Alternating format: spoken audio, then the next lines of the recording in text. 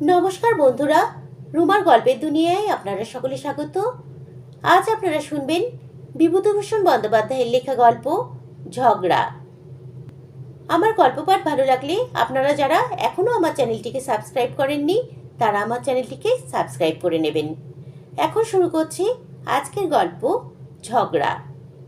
গল্প পাঠে আমি রুমা।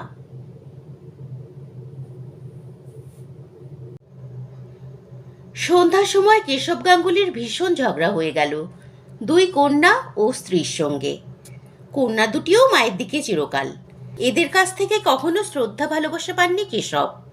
শুধু এনে দাও বাজার থেকে, এই আকড়া চাল মাথায় করে আনো 1.5 কোষ দূরের বাজার থেকে, তেল আনো, নুন আনো, কাঠ আনো। উফ, এই শুধু ওদের মুখের বুলি। কখনো একটা ভালো কথা শুনেছেন ওদের মুখ থেকে? ব্যাপারটা সেদিন দাঁড়ালো এইরকম। সন্ধ্যার আগে কেশব গাঙ্গুলি হাট করে আনলেন। তাঁর বয়স 72 বছর। চলতে আজকাল যেন পা কাঁপে। আগের মতো শক্তি নেই আর শরীরে। 2.5 টাকা করে চালের কাঠা, 2 কাঠা চাল কিনে আর তাছাড়া তরি তরকারি কিনে ভীষণ কর্দমময় পিছল পথে কোনো রকমে পড়তে পড়তে বেঁচে গিয়ে কেশব গাঙ্গুলি তো হাটের বোঝা বাড়ি নিয়ে এলেন। স্ত্রী মুক্তকেশী বললে, দেখি কিরকম বাজার করলে? পটলগুলো এত ছোট কেন? কত করে সের? 10 আনা। ও বাড়ির পল্টু এনেছে 9 আনা সের। তুমি বেশি দর দিয়ে নিয়ে এলে, তাও ছোট পটল। ও কখনো 10 আনা সের না। বাহ, আমি মিথ্যে বলছি? তুমি বড্ড সত্যিবাদী যুধিষ্ঠির, তা আমার ভালো জানা আছে। আচ্ছা রও, ও পটল আমি ওজন করে দেখব। কেন, আমার কথা বিশ্বাস হলো না? না, তোমার কথা আমার বিশ্বাস তো হয়ই না। সত্যি কথা বলবো, তার আবার ঢাক ঢাক গুড়গুড় কি? এই হলো সূত্রপাত। তারপর কেশব গাঙ্গুলি হাত পা ধুয়ে রোজকার মতো বললেন, ও ময়না, চাল ভাজা নিয়ে আয়। ময়না কথা বলে না, চাল ভাজার বাটিও আনে না। তাতে বুঝি কেশব বলেছিলেন, কই, কানে কি তুলো দিয়ে বসে আছো নাকি? ও ময়না। ছোট মেয়ে ময়না নীরস সুরে বললে, চাল ভাজিনি। কেন? রোজ রোজ চাল ভাজা খাওয়ার চাল জুটছে কোথা থেকে? তাছাড়া আমার শরীরও ভালো ছিল না। কেন, তোর দিদি সেলাই করছিল। এটা খুবই স্বাভাবিক যে 72-73 বছরের বৃদ্ধ কেশব গাঙ্গুলি 10-এর ভারী মোট বয়ে এনে মেয়েদের এ উদাসীনতায় বিরক্ত হবেন বা প্রতিবাদে 2 কথা শোনাবেন। কিন্তু তার ফল দাঁড়ালো খুবই খারাপ। 5 জনের সামনে বলবার কথা নয়, বলতেও সংকোচ হয়। ছোট মেয়ে ময়না তাঁকে একটা ভাঙা ছাতির বাঁট তুলে মারতে এলো। মেজ মেয়ে লীলা বললে, তুমি মরো না কেন? মোলে তো সংসারের আপচ্চকে। স্ত্রী মুক্তকেশী বললে, অমন আপদ থাকলেও যা, না থাকলেও তা। কেশব গাঙ্গুলি রেগে ঘর ছেড়ে বেরিয়ে গিয়ে বললেন,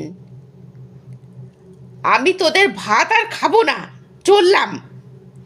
মুক্তকেশী ও ছোট মেয়ে ময়না একসঙ্গে বলে উঠল, যাও না যাও। ময়না বললে, আর বাড়ি ঢুকো না, মনে থাকে যেন। শুনে বিশ্বাস হবে না জানি, কিন্তু একেবারে নির্জলা সত্যি। আপন মেয়ে বুড়ো বাবাকে ছাতি তুলে মারতে যায়। কেশব গাঙ্গুলি রাত্রে বাইরের ভাঙা চণ্ডী মণ্ডপে শুয়ে রইলেন। কেউ এসে খেতে ডাকলে না, মাও না, মেয়েরাও না। সত্যি কেউ ডাকতে আসবে না এটা কেশব বুঝতে পারেননি, ধারণা করতে পারেননি।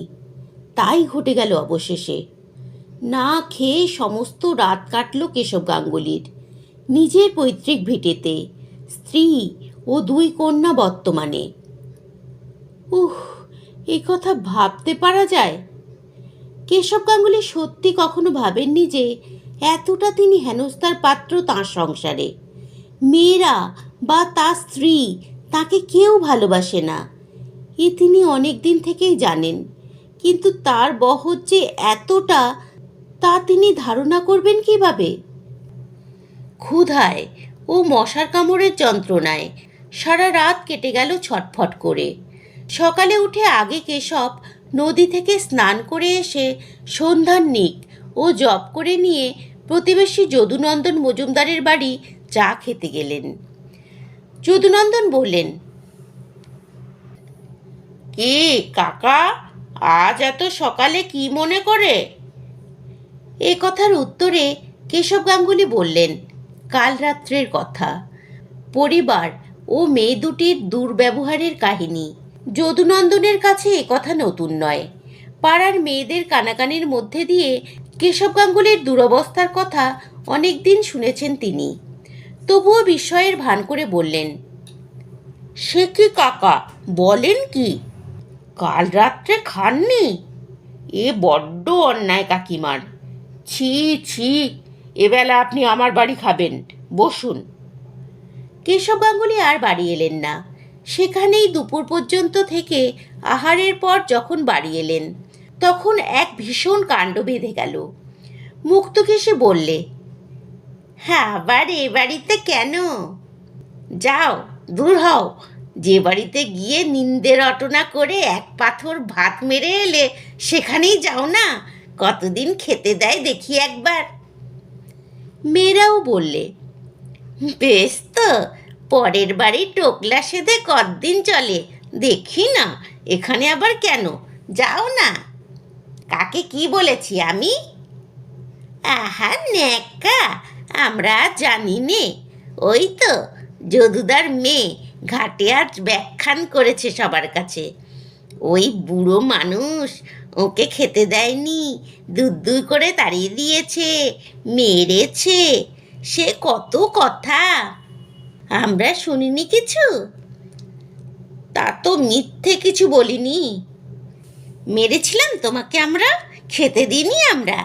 তুমি না তেজ করে চণ্ডী মণ্ডপে গিয়ে শুয়ে রইলে। আবার লাগানি ভাগানি পাড়ায় পাড়ায়। বেশ লাগাও, লাগিয়ে করবে কি, যাও না যেখানে খুশি। আমরা তো বলেছি বেরো না। ছোট মেয়ে বললে, মরে যাও না, মরেই তো বাঁচি। কেশব গাঙ্গুলি ঘরের মধ্যে ঢুকে কাপড় জামা পরে এবং একটা থলের মধ্যে কাপড় গামছা পুড়ে নিয়ে তেড়ে ফুঁড়ে বাড়ি থেকে বেরুলেন। বলে গেলেন, বেশ, তাই যাচ্ছি, আর তোদের বাড়ি আসবো না, চললাম। মুক্তকেশী চেঁচিয়ে বললে, তেজ করে যেমন বেরোনো হলো তেমনি আর ঢুকো না বাড়িতে কালো মুখ নিয়ে।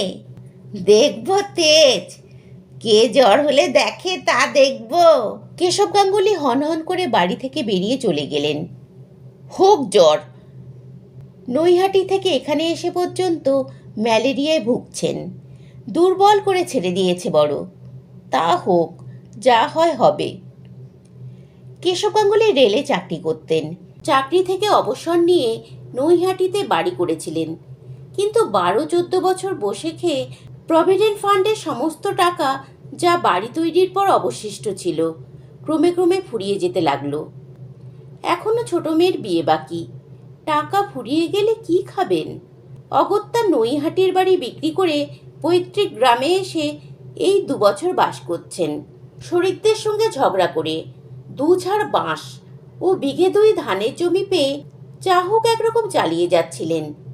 কিন্তু মেয়ে দুটি আর পরিবারের জন্য সত্যি তার সংসারে বিতৃষ্ণা হয়ে গিয়েছে। মেজ মেয়ের বিয়ে দিয়েছিলেন, কিন্তু স্বামীর চরিত্র ভালো নয়। সে মেয়ে তার কাছেই আছে বিয়ের 2 বছর পর থেকেই। সব দিক থেকেই তাঁর গোলমাল। ভেবেছিলেন ছোট মেয়েটার বিয়ে দিয়ে একরকম নির্ঝঞ্ঝাট হবেন, কিন্তু আর সংসারে তার দরকার নেই। যাদের জন্য চুরি করেন তারাই বলে চোর। সে সংসার আর ধরতে আছে? কেশব গাঙ্গুলি রেলের বোতাম বসানো সাদা কোট একটা নিয়ে বেরিয়েছেন। রেলের ভাড়া লাগবে না। রেলের বোতামওয়ালা কোট দেখলে ছেলে ছোকরার টিকিট চেকাররা একবার চেয়ে দেখে চলে যায়, কিচ্ছু জিজ্ঞেস করে না। একটি পয়সা তার নিজের হাতে নেই। 1,000 টাকা আছে স্ত্রীর নামে, আর 1,000 আছে অবিবাহিত ছোট মেয়ের নামে। যদি তিনি মারা যান মেয়ের বিয়ে দেওয়ার আগেই, কারণ বয়স তাঁর যথেষ্ট হয়েছে, তাই বন্ধু বান্ধবদের পরামর্শে নৈহাটিতে থাকতে বাড়ি বিক্রির টাকার থেকে ছোট মেয়ের নামে টাকাটা রেখেছিলেন। আর চাইলে কেউ একটা পয়সা তাকে দেবে না, স্ত্রী না মেয়ে। তাই হাটের পয়সা থেকে 2-4 আনা এদিক ওদিক করতেন কেশব গাঙ্গুলি। না করলে চলে না। তার নিজের একটু নস্যি, একটু তামাক, হয়তো বা ইচ্ছে হলো 2 পেয়ালা চা কিনে খেলেন। এই পয়সা আসে কোথা থেকে? মুক্তকেশী এ সন্দেহ করেছিল আগের থেকেই। তাই স্বামী হাট থেকে ফিরলে জিনিসপত্রের ওজন দরদস্তুর সম্পর্কে খুঁটিয়ে খুঁটিয়ে জিজ্ঞেস করে। দাড়ি ধরে আলু, পটল, চাল ডাল ওজন করে নেয়। পাড়ার ছেলেদের জিজ্ঞেস করে, হ্যাঁ রে, আজ হাটে পটল কত করে সের? ও নিতাই, আজ হাটে মাছ কত করে সের? তবুও কেশব গাঙ্গুলিকে সামলানো অত সহজ নয়। 40 বছর তিনি রেলে কাজ করে এসেছেন। মুক্তকেশী যতই কৌশল করুক, যতই সতর্ক হোক, কেশব গাঙ্গুলির ফাঁক ধরতে পারা অত সহজ কাজ বুঝি? পটলের মধ্যে বাসি তাজা নেই, দেখলে হয়তো ঠিক ধরা যায় না, কিন্তু দর বিভিন্ন। মাছের মধ্যেও দরের তারতম্য নেই। কত ধরবে মুক্তকেশী? না করলেই বা কেশব গাঙ্গুলির বাজে খরচ চলে কোথা থেকে? চাইলে স্ত্রীর হাত থেকে পয়সা বার করা শক্ত, ওই নিয়েই তো যত ঝগড়া।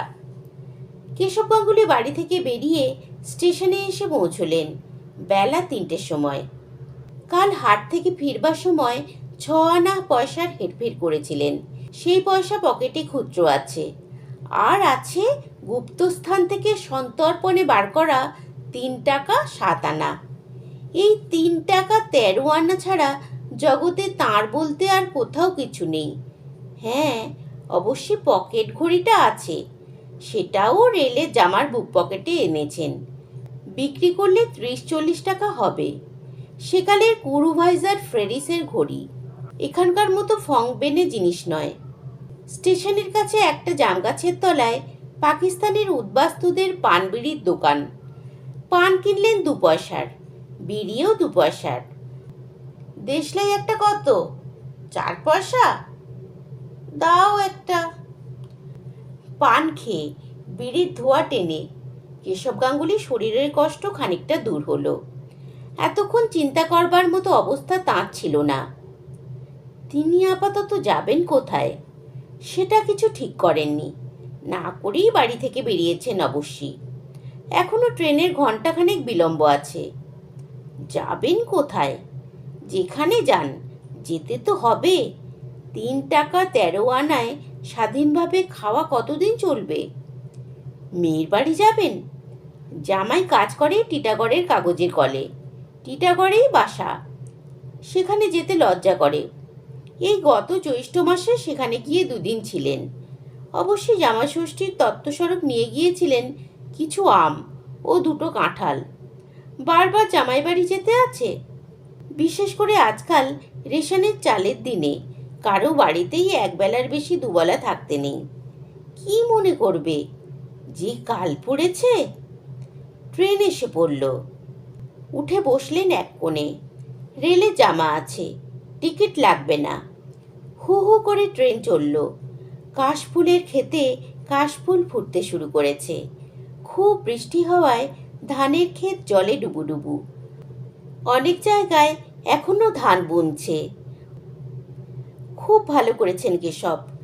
যখন কাজ থেকে অবসর নিলেন তখন প্রভিডেন্ট ফান্ডের দরুন 9,000 টাকা পেয়েই যদি তা থেকে কিছু ধানের জমি কিনতেন নিজের গ্রামে, তবে আজ স্ত্রী আর মেয়েরা এমন হেনস্থা করতে পারত? স্ত্রী আর মেয়েদের দুর্ব্যবহারের কথা মনে আসায় চোখ দিয়ে জল পড়ল। কোঁচার খুঁটে মুছলেন। কি না করেছেন ওদের জন্যে। ওই ছোট মেয়েটার নৈহাটিতে থাকতে একবার টাইফয়েড হয়েছিল। কেশব গাঙ্গুলি রাত জেগে ঘন্টায় ঘন্টায় থার্মোমিটার দেখেছেন, ওষুধ খাইয়েছেন, কই অবহেলা করতে পেরেছিলেন? 160 টাকা খরচ হয়ে যায় সেই অসুখে। ওই স্ত্রী মুক্তকেশীর সেবার হাঁপানির মতো হলো। চুচুড়ায় নিয়ে গিয়ে সপ্তাহে সপ্তাহে কবিরাজ দেখানো, অনুপানের ব্যবস্থা করা। পাছে আগুনের তাতে কষ্ট হয় বলে রাঁধতে দিতেন না, রান্নাঘরের কাছে যেতে দিতেন না। রাত্রে শুয়ে ভাবতেন, এই বয়সে হাঁপানি হলো, মুক্তকেশী বড় কষ্ট পাবে, কি করা যায়? রঘুনাথপুরের পীতাম্বর দাসের কাছে হাঁপানির মাদুলি পাওয়া যায়, তাই কি আনবেন? কত ভেবেছেন, কত ব্যস্ত হয়েছিলেন। সেই মুক্তকেশী তাকে আজ বললে, বাড়ি থেকে বেরিয়ে যাও, আর এসো না। ছোট মেয়ে বললে, মরো না তুমি, মলেই বাঁচি, তুমি মলেই বা কি? কেন, তিনি কি ওদের জন্য কিছু করেননি? চিরকাল রেলে টরে টক্কা করেছেন, তবে কাদের জন্য? খাইয়ে মাখিয়ে বড় না করলে ওরা অত বড় হলো কি করে? আজ কিনা তিনি মরে গেলে ওরা বাঁচে? তিনি আজ সংসারের আপদ, এই 73 বছর বয়সে। এই 73 বছর বয়সেও গত আষাঢ় মাসে যখন কাঠের ভয়ানক অভাব হলো, নিজে বাঁশ চার খুঁজে খুঁজে শুকনো বাঁশ আর কঞ্চি কেটে গোয়ালে ডাং করেননি, পাছে স্ত্রী বা মেয়েদের রান্নার এতটুকু অসুবিধা হয় সেজন্যে এই ভীষণ জলকাদার পথে মোট বয়ে নিয়ে যাননি।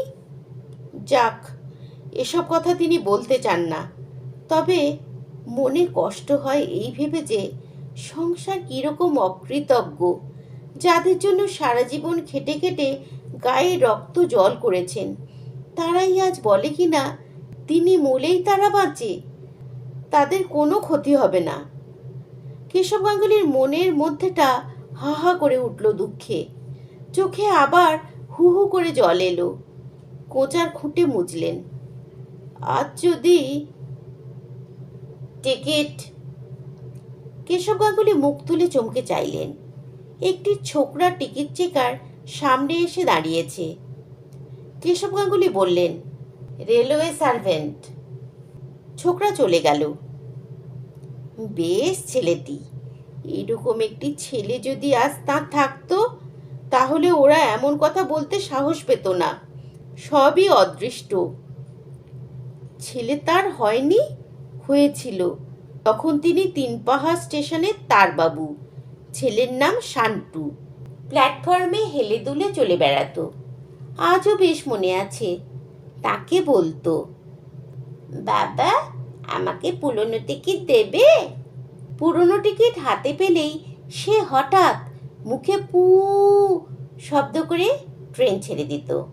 তারপর ঝকঝক ঝকঝক ঝকঝক শব্দ করতে করতে প্ল্যাটফর্মের ধারে ধারে খানিক দূর মাথা নাড়তে নাড়তে কেমন যেত। টরে টক্কার টেবিলে কাজ করতে করতে তিনি বসে দেখতেন আর হাসতেন। মালগুলি রামদেওকে বলতেন শিশুকে ধরে বাসায় দিয়ে আসতে। শিশু বুঝতে পারত রামদেও তাকে ধরে নিয়ে যেতে আসছে। সে ছোট পায়ে ছুট দিত আর রামদেও পেছনে পেছনে এ খোকা বাবু, এ খোকা বাবু বলে ছুটত। এই দৃশ্য আজও এই এক্ষুনি চোখের সামনে দেখতে পাচ্ছেন কেশব। 1.5 বছর বয়সে শান্টু মারা যায়। আজ 36 বছর আগেকার কথা। তবুও যেন মনে হয় সেই সাহেবগঞ্জ স্টেশনের প্ল্যাটফর্মে বড় ঘোড়া নিম গাছটার ছায়ায় আজও শান্টু সেই রকম ছুটে ছুটে খেলা করে বেড়াচ্ছে। শান্টু থাকলে আজ বোধ হয় এমন কষ্ট কেশব গাঙ্গুলির হতো না। চোখ দিয়ে এবার ঝরঝর করে জল পড়ল। মনের মধ্যে, বুকের মধ্যে কি একটা যেন ঠেলে ফুলে ফেঁপে উত্তাল হয়ে উঠল। কেশব জানলা দিয়ে বাইরের দিকে তাকিয়ে দেখলেন একটা রাখাল বালক একটি গরুকে কি নির্দয়ভাবেই না প্রহার করছে। খুব বৃষ্টির জল বেঁধেছে ডোবায়, পুকুরে। এক জায়গায় ছোট ছোট ছেলেমেয়েরা গামছা দিয়ে ছেঁকে কুঁচো মাছ ধরছে। টেলিগ্রাফের তারে একটা কি পাখি বসে রয়েছে। নৈহাটি। কেশব গাঙ্গুলির চিন্তাসূত্র ছিন্ন হয়ে গেল। তিনি তাড়াতাড়ি গাড়ি থেকে নেমে পড়লেন। সন্ধ্যার আর বিলম্ব নাই। এখানে সাবেক বাসা ছিল। 2-4 জন বন্ধুর সঙ্গে আলাপ আছে। তাদের কারো বাড়ি যাবার ইচ্ছে নেই। তবুও না গেলে রাত্রে থাকবেন কোথায় এই অভদ্রা বর্ষাকালে? খাবেনই বা কি? রমাপতির বাড়ি যাবেন? রমাপতি কুণ্ডুর বড় গোলদারি দোকান ও রেস্টুরেন্ট। নাম দি কমলাপতি মডার্ন রেস্টুরেন্ট। রমাপতির বড় ছেলের নাম কমলাপতি। তার ছেলে শান্তি এই রেস্টুরেন্টে বসে। খুব বিক্রি। 4-5টা ছোকরা চা খাবার দিতে দিতে হিমশিম খেয়ে যাচ্ছে। শান্তি তাকে দেখে বললে, এই যে দাদু, আসুন। দেশ থেকে? ভালো সব? ওরে, ভালো করে গরম জলে ধুয়ে 1 কাপ চা দে দাদুকে। আর কি খাবেন? একটা চপ দেবে? ভালো চপ আছে। না, টোস্ট দিক? তবে থাক। কেশব গাঙ্গুলি জানেন এখানে যা খাবেন তার নগদ দাম দিতে হবে এক্ষুনি। আর একবার এরকম হয়েছিল। তাকে খাতির করছে ভেবে চপ, কাটলেট, ডিম যা নিয়ে আসে তাই খান।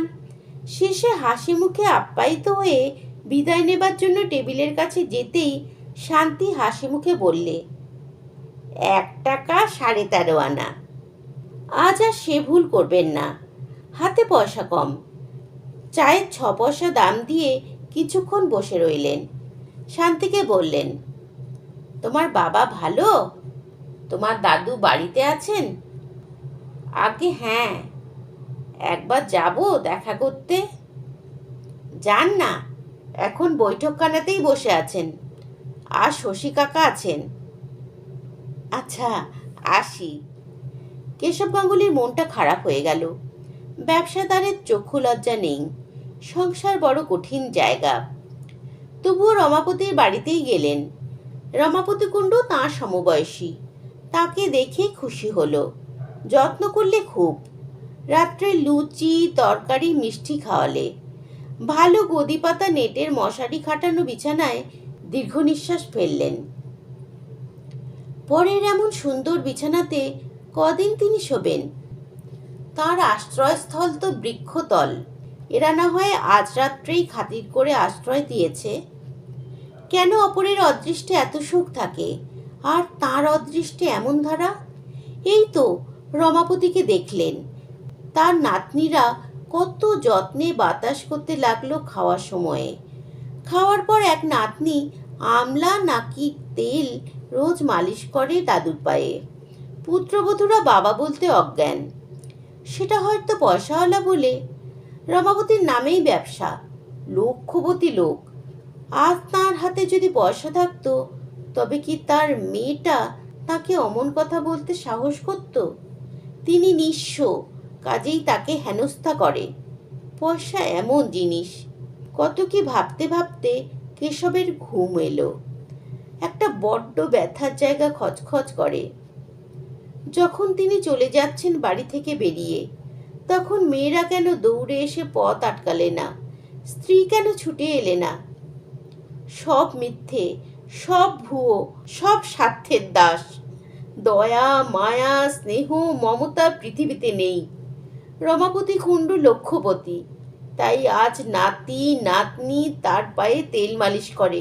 পুত্রবধূরা দুধের বাটি মুখে ধরে। যদি তাঁর টাকা থাকতো, তাঁর আদরও ওই রকমই হতো। সকালে উঠে রমাপতি কুণ্ডু বললেন, গঙ্গা স্নান করবেন না গাঙ্গুলি মশাই? গঙ্গাহীন দেশে থাকেন, গঙ্গা স্নানটা করলে ভালো হতো। দুজনে গঙ্গা স্নান করে এলেন। তারপর রমাপতির ছোট নাতনি তাঁদের দুজনের জন্য শ্বেতপাথরের রেকাবিতে কাটা পেঁপে, কলা, নাশপাতির টুকরো আর সন্দেশ, রসগোল্লা ও চমচম নিয়ে এলো।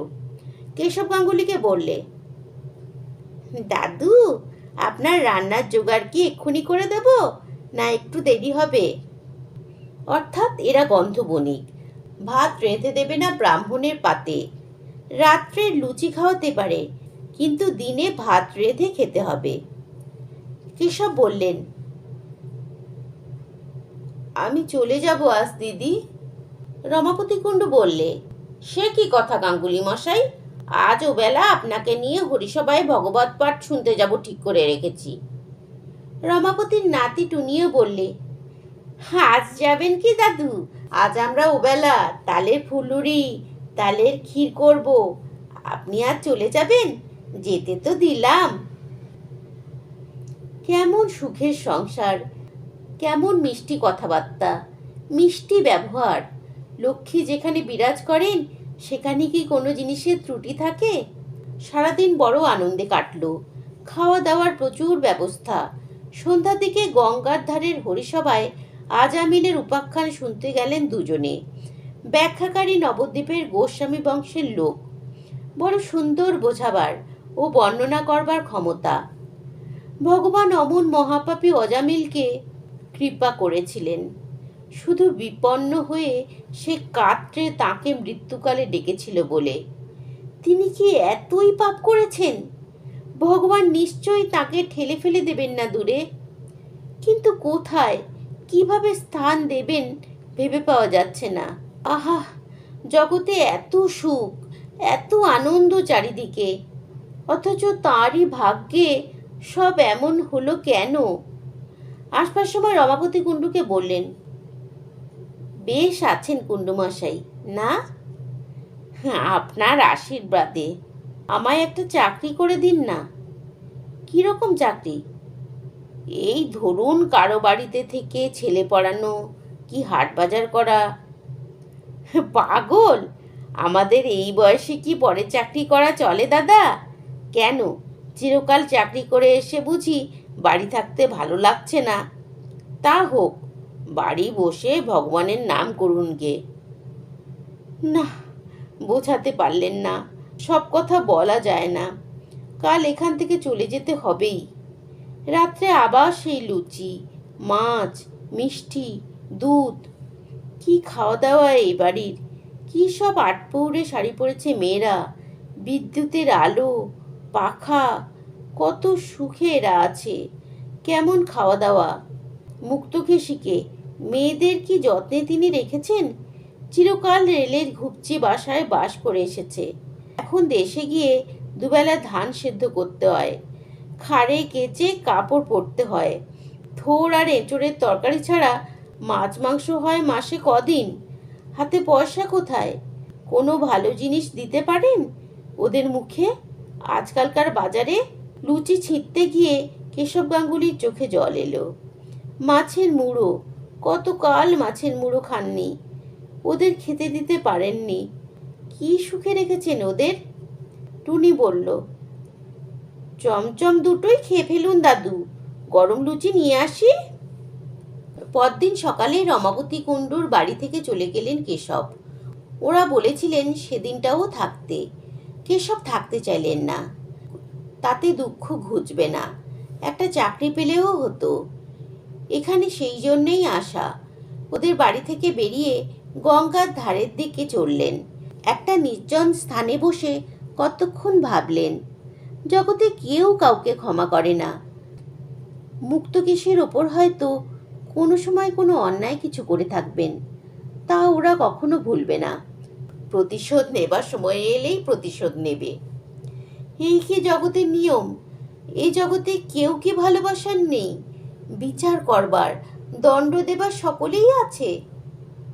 বেলা দুপুর হলো। একটা হোটেল থেকে কিছু খেলেন হুগলিতে। হুগলি থেকে গেলেন ব্যান্ডেলে। উদ্দেশ্যহীন ভ্রমণ। রাত হয়ে আসছে। এই বর্ষায় থাকবেন কোথায়? রাত্রে ভীষণ বৃষ্টির মধ্যে স্টেশনের একটা বেঞ্চির ওপর শুয়ে রইলেন। শীত করতে লাগলো বাতাসে। গায়ে দেবার কিছু আনা উচিত ছিল, আনা হয়নি। ভুল হয়ে গিয়েছে। ভুল ভুল, সব ভুল জীবনে। চাকরি করা ভুল, বিয়ে করা ভুল, সংসার করা ভুল, সন্তান উৎপাদন ভুল, কারো কাছে স্নেহ মমতা আশা করা ভুল, সব ভুল।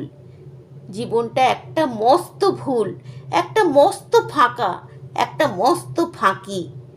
না, ওসব আর তিনি ভাববেন না।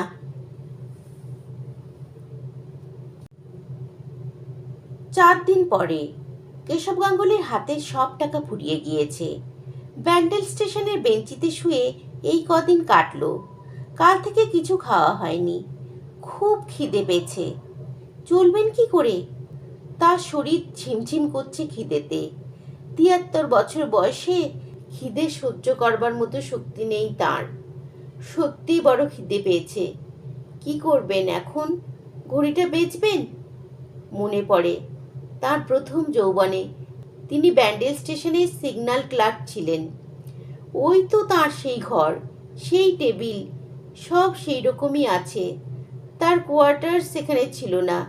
গঙ্গার ধারে একটা ছোট বাড়ি ভাড়া করে পিসিমাকে নিয়ে থাকতেন। বাসার কাছে একটা ঘোড়া নিম গাছ ছিল। 50 বছর আগেকার কথা, অর্ধ শতাব্দী। আশ্চর্য, সেই টেলিগ্রাফের টেবিলটা আজও আছে। মুক্তকেশীর সঙ্গে তখন সবে বিয়ে হয়েছে। ঘোড়া নিম গাছের তলাকার সেই বাসায় মুক্তকেশী ঠিক সন্ধ্যা 7টার সময় জানলার কাছে এসে দাঁড়িয়ে থাকত। তিনি ফিরবেন, তাকে দেখবে বলে। ষোড়শী বালিকা মুক্তকেশী। কি হাসি ছিল মুখের, চোখ হাসত তাকে দূরে পথের উপর দেখতে পেয়ে। আছে সেই বাড়িটা আজও। একদিন বললেন, আচ্ছা মুক্ত, তুমি দাঁড়িয়ে থাকো কেন জানালায়?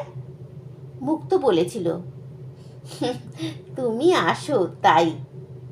কেন? পথের উপর দেখতে পেয়ে খুশি লাগে। কতক্ষণ দেখি নে। মন কেমন করে? তা করে না।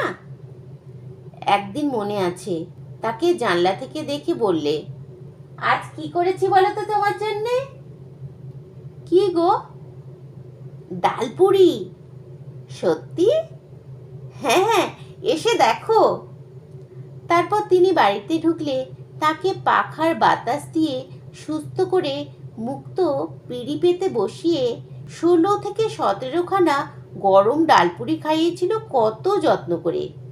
আর সেই মুক্তকেশী আজ 50 বছর পরে তাকে দূর দূর করে বাড়ি থেকে তাড়িয়ে দিল।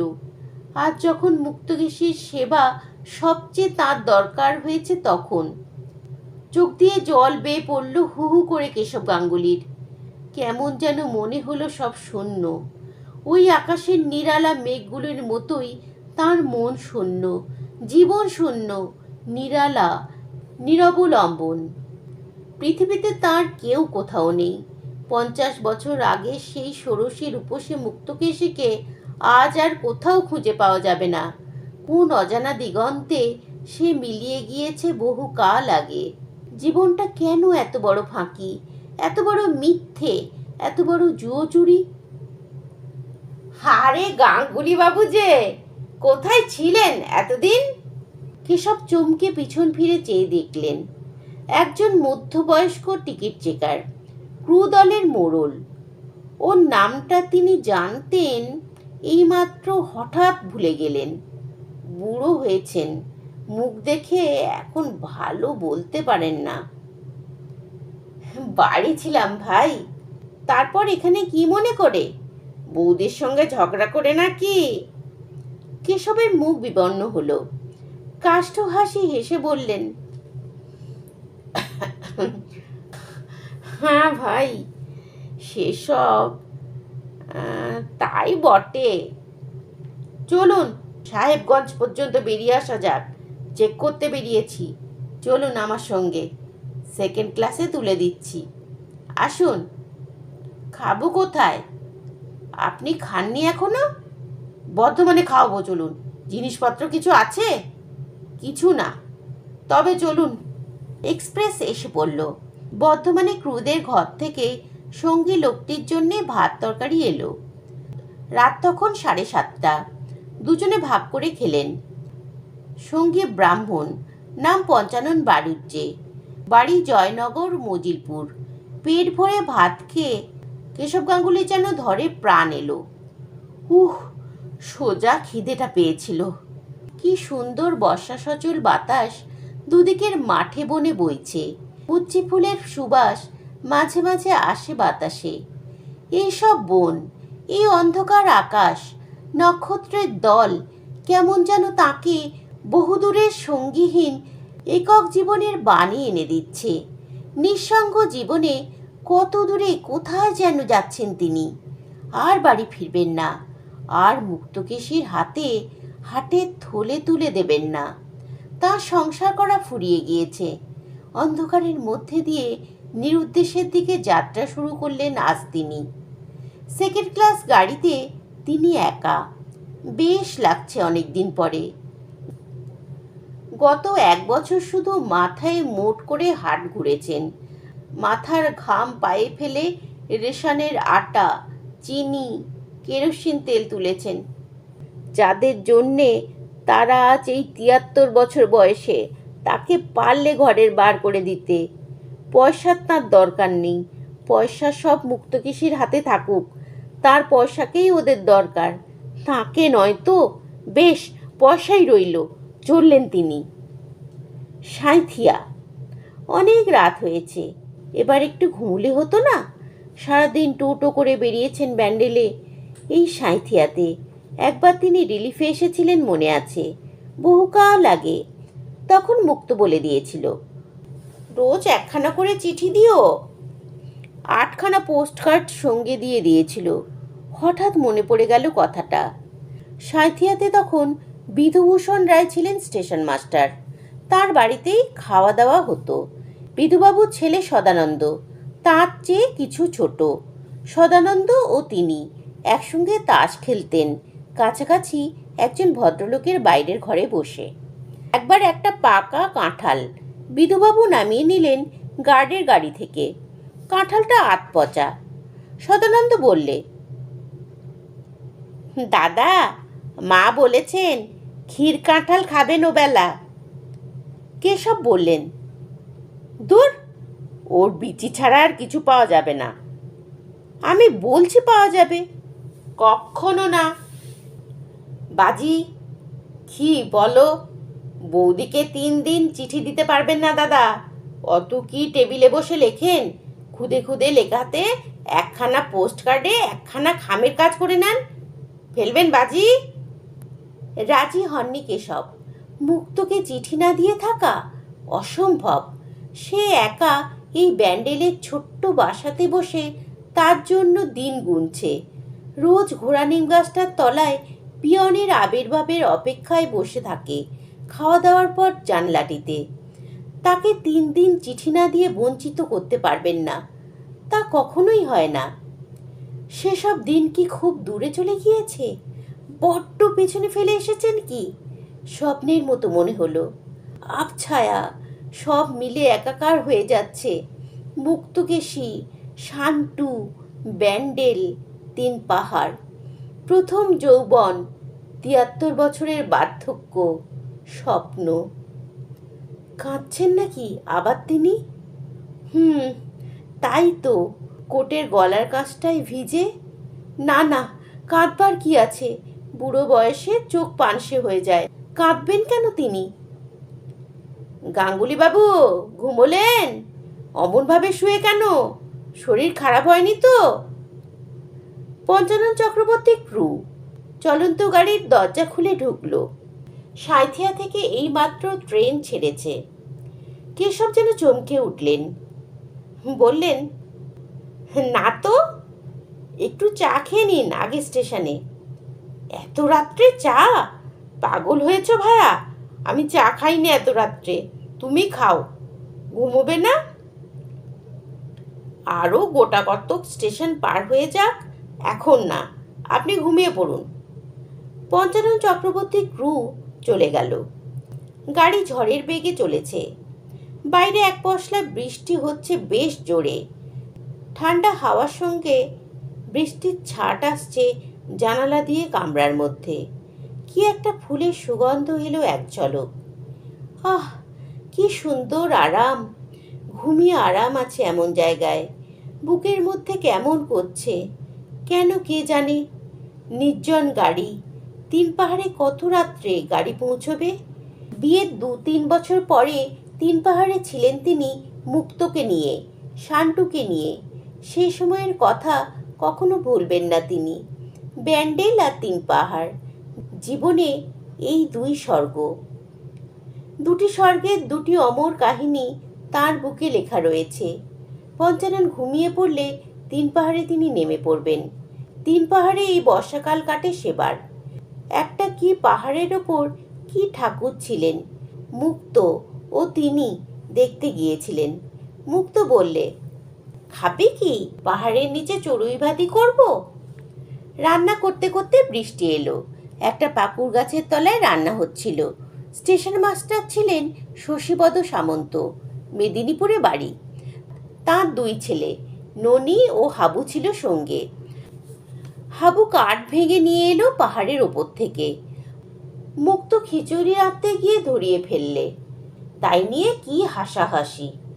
পাকুড় গাছের মুড়ির আড়ালে দাঁড়িয়ে মুক্ত চোখ পাকিয়ে বললে, তুমি খাবে না? কে বলেছে? ননি হাবু বলেছে। বাজে কথা, চমৎকার চড়ুই ভাতি। খেয়ে বলতে পারবেন না যে খিচুড়ি এঁটে গিয়েছে? না গো, বলবো না, দিয়েই দেখো। মুক্ত হি হি করে হেসে উঠে বললে, ও পেটুকের পাল্লায় পড়লে খিচুড়ির হাঁড়িই কাবার হবে, তা বুঝতে পারছি। বসো, বসে খাও। ভালো সরের ঘি এনেছি খিচুড়ি দিয়ে খাবে বলে, কিন্তু সত্যি ধরে গেল বলে মনটা খারাপ হয়ে গিয়েছে। পাগল, দিয়েই দেখো না। মন খারাপ করতে হবে সেজন্যে নয়, আরও বেশি করে রাঁধুনি কেন সেই জন্যে। বেশ, খাও না, আবার না হয় চড়িয়ে দেব। মনে আছে সেই পাহাড়ের ওধারে কোথায় ছিল কদম ফুলের গাছ। ননি প্রথমে নিয়ে এলো এক গুচ্ছ। মুক্ত বললে, বাহ, চমৎকার, খোঁপায় গুজবো। তারপর চুপি চুপি বললে, কিন্তু সে ফুল তোমায় নিজের হাতে তুলে এনে দিতে হবে। ঠিক এনে দেব, খাওয়া হয়ে যাক, যাবার সময় নিয়ে আসবো। 50 বছরের পার থেকে সেই প্রথম যৌবনের ফুটন্ত কদম ফুলের সুবাস আজকার এই বর্ষা সজল বাতাসে বৃষ্টির ছাঁটের সঙ্গে যেন ভেসে আসে। সে বর্ষা দিনের সুন্দর অপরাহ্নটি, পাহাড়ের নিচে সেই পাকুড় গাছটি আজ স্বপ্ন হয়ে গিয়েছে। সে মুক্তকেশীও। কখন যেন মুক্ত এসে ও শিয়রে দাঁড়ালো। সপ্তপদী তরুণী সুন্দরী মুক্তকেশী, হাসিতে মুক্তোর মতো দাঁতগুলি ঝকঝক করছে যেন। স্নেহবরে মাথার চুলে হাত বুলিয়ে দিয়ে বললে, তুমি কদম ফুল এনে দেবে তো? তুমি এনে দিলে আমি খোঁপায় পড়ব, ভুলো না যেন, ভুলো না। তারপর আবার চোখ নিচু করে বলেছে, রোজ একখানা করে চিঠি দিতে হবে কিন্তু, আমি থাকতে পারবো না। সত্যি বলো, আমাকে ছুঁয়ে দেবে তো? পরক্ষণেই বিরল দন্তি পক্ককেশী বৃদ্ধা মুক্তকেশী হাঁটুর উপর গামছা পরে তাকে ঝাঁটা উঁচিয়ে মারমুখী হয়ে বলছে, বেরো, বেরো, অপর দূর হ বাড়ি থেকে, মূলেই বাঁচি, মরণ হবে কবে তোমার, জম নেয় না কেন? ঘুমের মধ্যেও চমকে উঠলেন কেশব। একটা মস্ত ঝাঁকুনি লাগলো গাড়িটায়। অনেক রাতে তিনপাহা স্টেশনে এসে গাড়ি দাঁড়ালে তিনি নেমে পড়লেন। দৌড়ে ছুটে গেলেন প্ল্যাটফর্মের পশ্চিম প্রান্তের সেই বুড়ো ঘোড়া নিম গাছটার দিকে। আধো অন্ধকারে গাছের তলায় খুঁজে দেখলেন, শান্টু, বাবা, শান্টু। আজ কোথায় গেল খোকা? 50 বছর আগে সে এই ঘোড়া নিম গাছটার তলায় যে খেলা করত।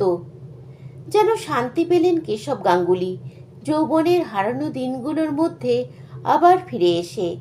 তিন পাহাড়ের নির্জন প্রান্তরে, প্ল্যাটফর্মে, অন্ধকার আকাশের তলায় এসে তিনি আবার 26 বছরের যুবক কেশব গাঙ্গুলি।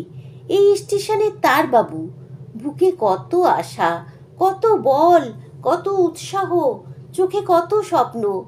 তার খোকা শান্টু আছে কাছে, তার তরুণী মা মুক্তকেশী আছে। সব তিনি ফিরে পেয়েছেন। শান্টু, আয়, আমার কোলে আয়। রামদেও এখন তোকে বাসায় নিয়ে যাবে না, খেলা করে বেড়া প্ল্যাটফর্মে। প্ল্যাটফর্মের ঘোড়া নিম গাছটার তলায় 2 দিন কেশব গাঙ্গুলি শুয়ে রইলেন। নির্জন স্টেশন, বিশেষ কেউ লক্ষ্য করত না। সত্যি কি অপূর্ব আনন্দে কাটলো এই দুটো দিন। সব ফিরে পেয়েছিলেন কেশব, সব ফিরে পেয়েছিলেন আবার 50 বছর আগেকার হারানো সব দিনগুলি। তিন পাহাড়ের বিহারি স্টেশন মাস্টার একদিন কুলিদের কাছে খবর পেলেন কে এক বুড়ো বাঙালি বাবু জ্বরে বেহুঁশ অবস্থায় নিমগাছটার তলায় শুয়ে আছে। কোনো পরিচয় পাওয়া গেল না তখন রোগীর কাছে। আরও দুদিন পরে স্টেশনের মুসাফিরখানায় লোকটি মারা গেল জ্বরের তাড়নায় এবং হৃদযন্ত্রের ক্রিয়া বন্ধ হয়ে।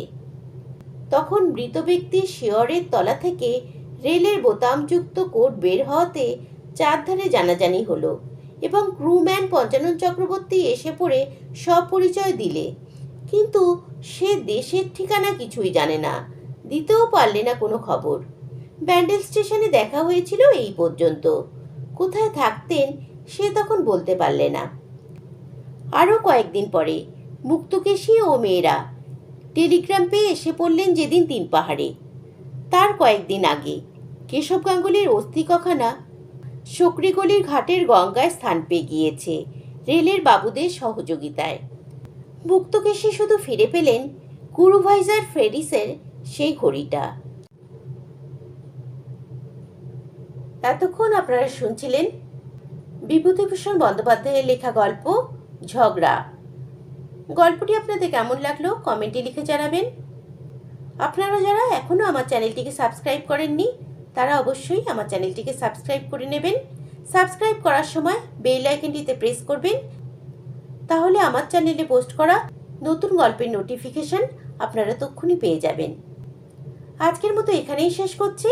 পরের দিন আসবো অন্য কোনো নতুন গল্প নিয়ে আপনাদের কাছে। সুস্থ থাকবেন, ভালো থাকবেন, ধন্যবাদ।